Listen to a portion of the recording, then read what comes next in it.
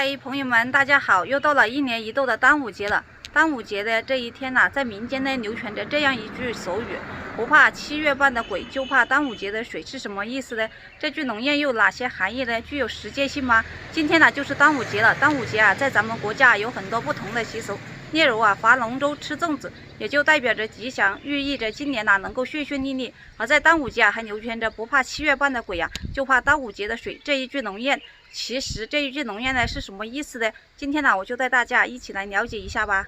其实啊，这句话的意思呢也不难理解。前半句不怕7月半的鬼，7月半指的是7月15，在咱们民间呢也叫做中元节，也叫做鬼节。相传呢，在每年的7月15这一天呢，天堂、地狱通向民间的大门呢，全部都会敞开，鬼神呢可以普降民间，可以在民间这一天呢，家家户户啊都会在门外烧纸、献祭品，进行祭祀。他们呢祈求庇佑家人的平安健康。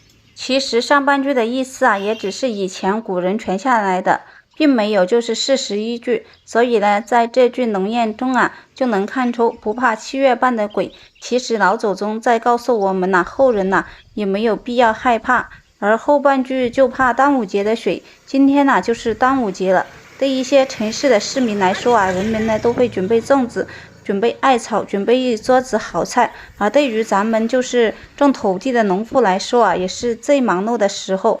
在以前不比现在，现在的农民都是机械化了，几天呢就能完成了麦子收割，而以前全部都是手工。端午节呢，这是小麦收割晾晒的时候。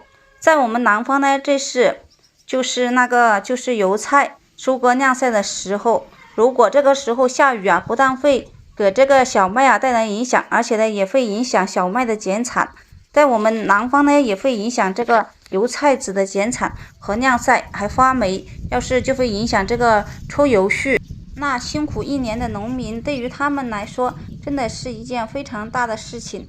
因此在这个农村也有这样一句农谚，叫做有钱难买5月旱，6月连阴吃饱饭。农民呢还是希望在端午节这个时间呢，能够有一个非常好的就是晴朗的天气，这样呢有利于小麦的收割晾晒。当然对于这个端午节的就是开展的各种就是传统的这个习俗它也更有利于生产。那大家对于这句不怕7月半的鬼，就怕端午节的水这句农谚，你们会怎么看呢？